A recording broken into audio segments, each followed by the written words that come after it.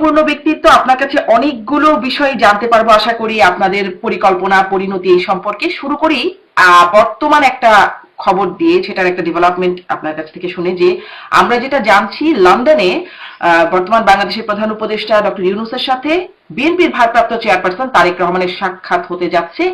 এটি আওয়ামী লীগের জন্য কেমন বার্তা? এবং এই সাক্ষাতের দুটো ফল হতে পারে। এক হতে পারে যে যেটা আশা করা হচ্ছে, সবাই আশা করছে, বাংলাদেশে বলছে যে সংকটের একটা সমাধান, অথবা এই দ্বন্দ্ব আরো বাড়তে পারে।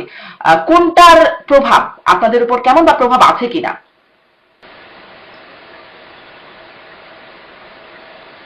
আলোচনা হতে পারে, but this is not our cup of tea. আমাদের এ নিয়ে কোনো মাথা ব্যথা নেই। আর তারা নিজেরা প্রথম থেকে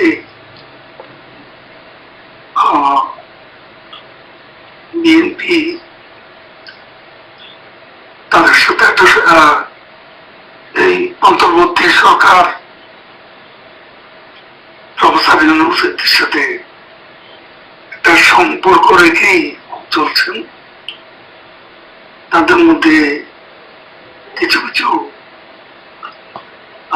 ভিন্ন মত এবং মতভেদের খবরও সবাই পাচ্ছেন। তো এটা তাদের একটা নিজেদের মধ্যে সদ্ভাব ফিরিয়ে আনার একটা প্রয়াস হয়তো হতে পারে, নাকি ব্যর্থ প্রয়াস তাও জানি না।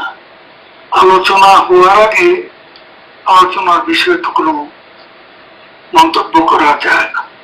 আচ্ছা, মানে এটির কোনো প্রভাব আপনাদের দলের উপরে বা আপনাদের তৎপরতার উপরে নেই? আমাদের উপর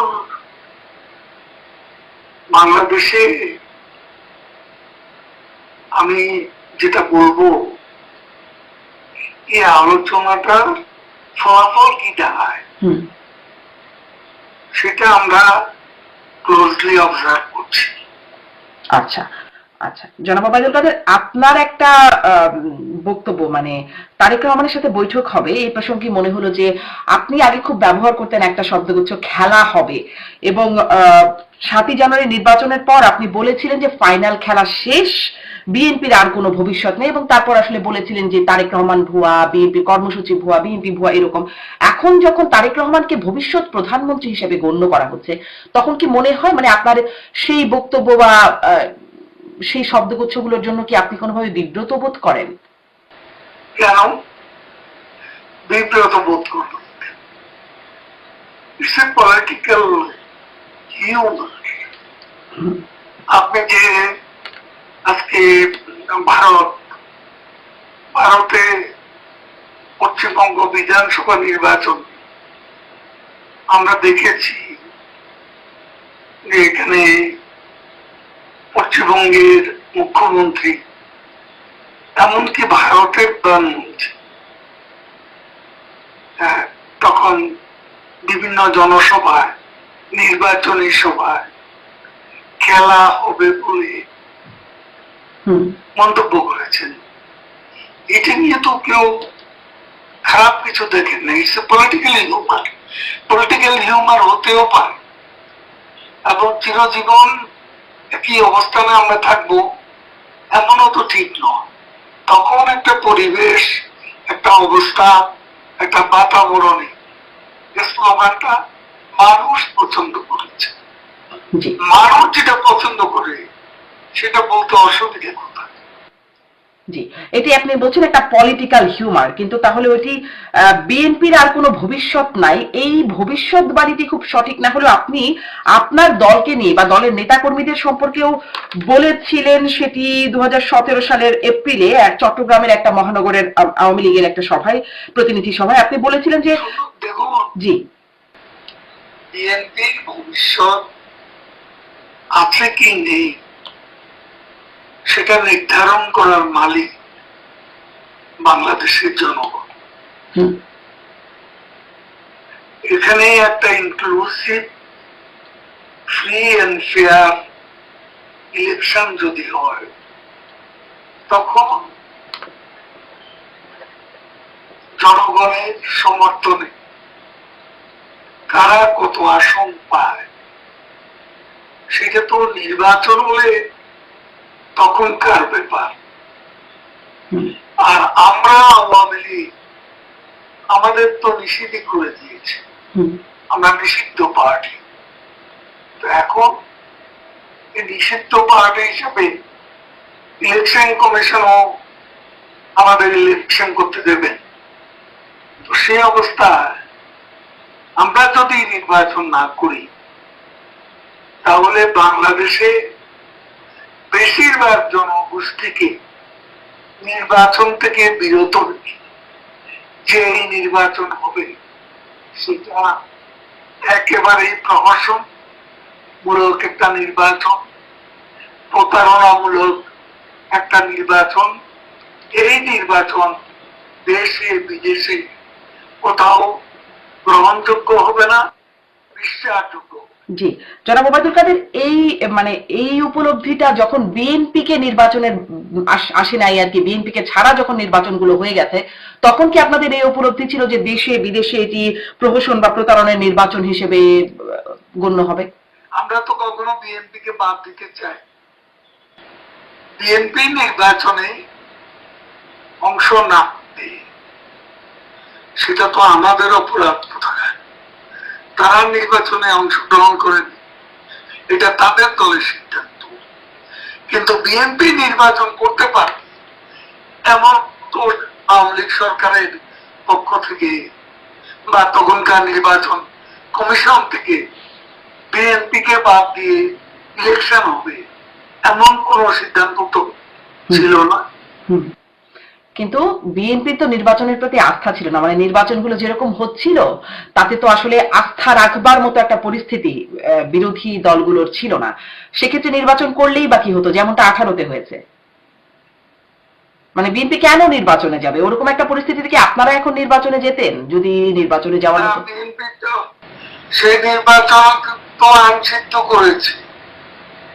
প্রেসিডেন্ট নির্বাচনে আনা ভোট 114% ভোট পড়েছিল। সেই নির্বাচন তো আইনসিদ্ধ।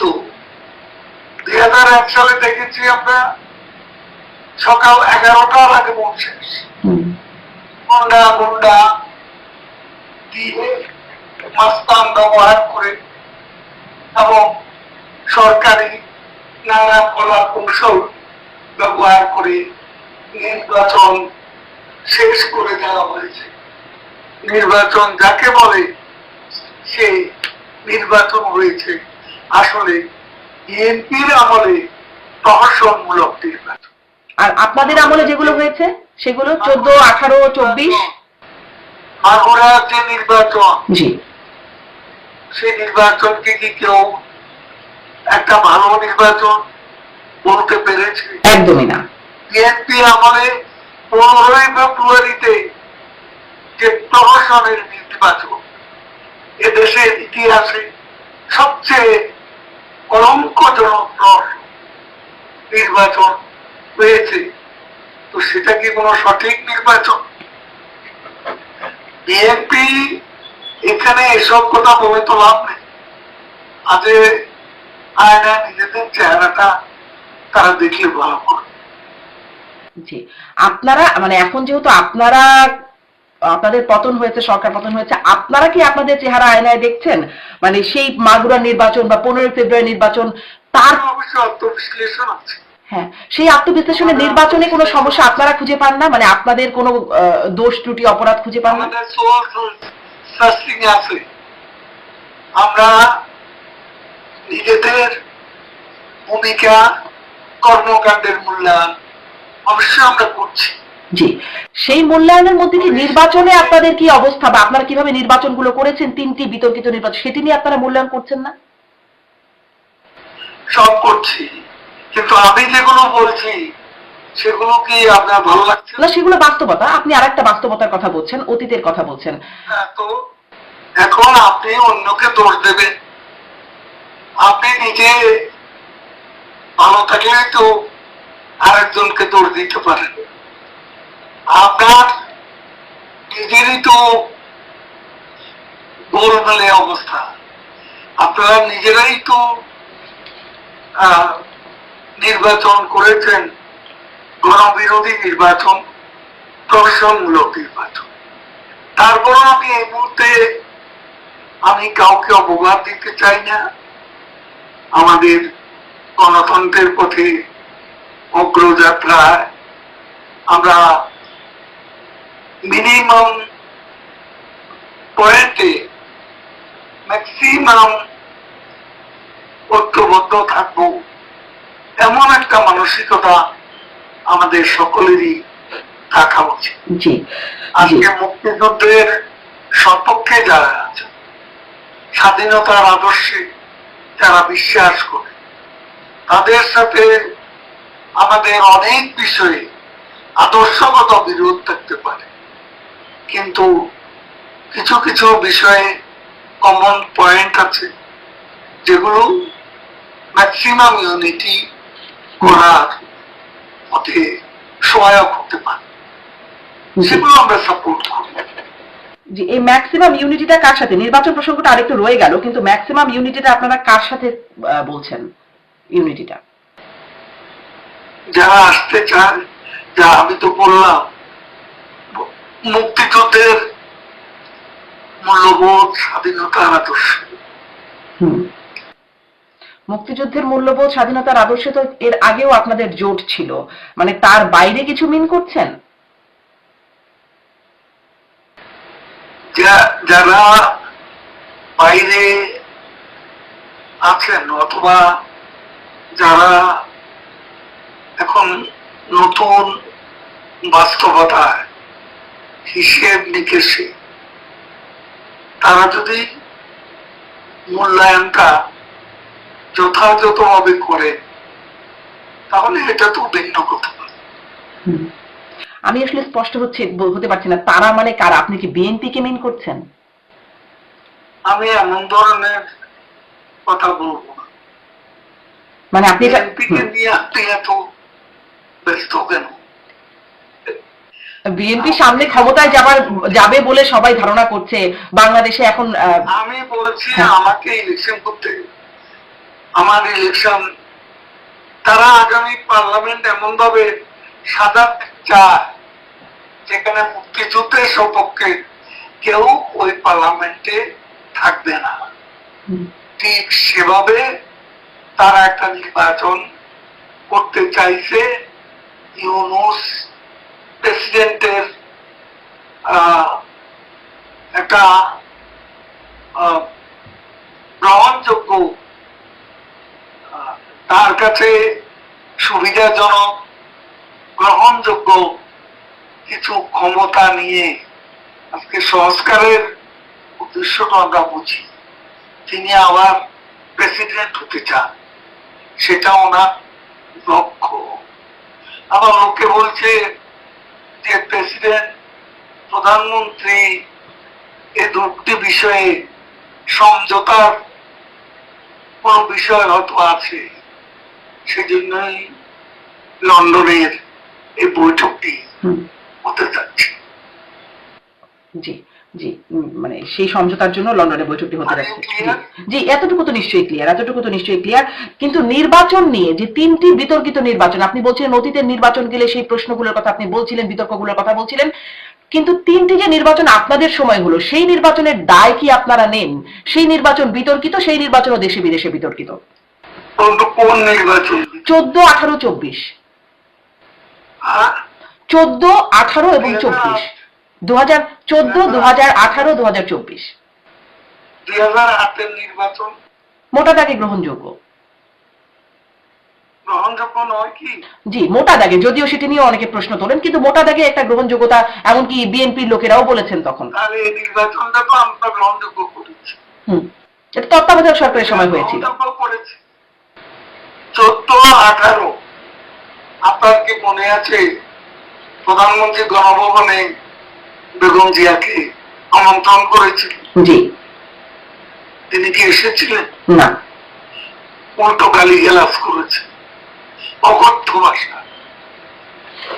বেগম জিয়ার ছেলে মারা গেছে, সে কোকর মৃত্যুর পর প্রধানমন্ত্রী তার বাসায় খবর দিয়ে গুলশানে গিয়েছে। বাইরের দরজা বন্ধ, ভেতরের দরজা বন্ধ, তাকে ঢুকতে দেওয়া হয়। কিন্তু তাই বলে গ্রহণযোগ্য নির্বাচনের অধিকার থেকে মানে কোন রাজনীতি? আপনি সেটা বলতেই পারেন জনাব ওবায়দুল কাদের। ঘরের দরজা জি বন্ধ না হতো, সংলাপের দুয়ারও এদেশে এইভাবে বন্ধ হওয়ার কথা ছিল। ঘরের দরজা বন্ধ করে বিএনপি সংলাপের দরজা বন্ধ করেছে। জি, এবং তারপর তারা আপনারা আর সংলাপের দরজাটা খুললেন না, কিন্তু দোষটা জারি হোক। আপনি বলছেন বিএনপি, জি আপনি বলছেন আপনি আমাকে আপনার ঘরে ঢুকতে দিলেন না, আপনি আমাকে ঘরে ঢুকতে দিলেন না, সমবেদনা জানাতে দিলেন না, সেটা কি আমি বলবো না? সেটা কি অসত্য? 2018 সালের নির্বাচন নিয়ে কথা বলতে পারেন, কিন্তু প্রমাণ তো যারা অভিযোগ করেন তারা কোনো প্রমাণ তো দিতে পারে। একটা পার্টিকুলার সংসদ এলাকা নির্বাচন যদি খারাপ নির্বাচন হোক, রাতের আধারে ভোটের কথা বল, আধারে ভোট কোথায় হয়েছে সেটা যদি প্রমাণ না থাকে, নির্বাচন কমিশনে যদি অভিযোগ না থাকে, আদালতে যদি অভিযোগ না থাকে, তাহলে আমি কি করে এটাকে মেনে নেব? জনাব ওবায়দুল কাদের সবগুলোই ছিল। আপনি যদি দেখেন গণমাধ্যমে এসেছে, বিবিসির গণমাধ্যমে এসেছে যে সকালবেলা গিয়ে ভোটের বাক্স ভরা দেখেছে, এই প্রতিবেদনটি বিবিসি তে এসেছে। আপনাদের মানে নির্বাচন কমিশনের ওয়েবসাইট থেকে নির্বাচন, জনাব ওবায়দুল কাদের একটু বলি, এই অভিযোগগুলো আপনারা যেহেতু পান না একটু বলি, এটি মানে নির্বাচন কমিশনের ওয়েবসাইটে যে ফলাফল, পূর্ণাঙ্গ ফলাফল, সেখানে দেখা গেছে 213টি কেন্দ্রে শতভাগ ভোট পড়েছে, 96 থেকে 100% ভোট পড়েছে 1418টি কেন্দ্রে, 586টি কেন্দ্রে সবগুলো ভোট পড়েছে নৌকা প্রতীকে, অন্য প্রতীকে কোনো ভোট পড়ে নাই, যেটিকে আসলে তৎকালীন যে প্রধান নির্বাচন কমিশনার নুরুল হুদা তিনি ওইটিকে স্বাভাবিক নয় বলে মন্তব্য করেছিলেন। নির্বাচনে কি হয়েছে, কত ভোট পড়েছে, কত আসনে ভোট হয়েছে, কত বিনা প্রতিদ্বন্দ্বিতা হয়েছে, সেটা নিয়ে তো আপনার কোন নির্বাচনে বিশেষ আপনি করতে অক্ষম। কোন নির্বাচনে? আচ্ছা, 15ই ফেব্রুয়ারি নির্বাচনের একটা ফল তো তারপরে বিএনপি ভোগ করেছে, তার জন্য তো অনেক সমালোচনা বিএনপির আছেই, কিন্তু যেই নির্বাচনগুলোর কারণে পরবর্তীতে মানে একটার পর একটা নির্বাচন, 14, 18, 24, একটার পর একটা নির্বাচনে মানুষ যে তার মানে প্রাপ্য ভোটাধিকার থেকে বঞ্চিত হচ্ছিল, এর দায় কি আপনারা নেবেন কিনা? 15ই ফেব্রুয়ারির দায় বহুবার বিএনপিকে দেওয়া হয়েছে। এটা কোনো অভিযোগ তো ছিল না, বিএনপিকে দেয়া হয়েছে, বিএনপি কি দায় স্বীকার করেছে? তাহলে আমাকে কেন বলছেন দায় স্বীকার? মানে বিএনপি যা করবে আপনারাও তাই করবেন? অবশ্যই আছে, হ্যাঁ, সেটা সময় মতো আমরা প্রকাশ করব। কিন্তু মানুষ আসলে মানুষের, আপনারা জনগণের রাজনীতি করেন, জনগণ, আমরা জনগণের রাজনীতি করি, যা বলবো জনগণকে, আচ্ছা সেটা দেশের মাটিতে, আচ্ছা সময় আসলে বলবো। আমরা তো এখন কোনো দাঁড়াতেই পারি। তার মানে এটা স্পষ্ট হলাম যে আপনারা এই 3টি নির্বাচনে আপনারা কোনো দায় এখন পর্যন্ত স্বীকার করছেন না, ভবিষ্যতে স্বীকার করবেন কিনা সেটা আপনারা চিন্তা করবেন। এটাই কি সামারি?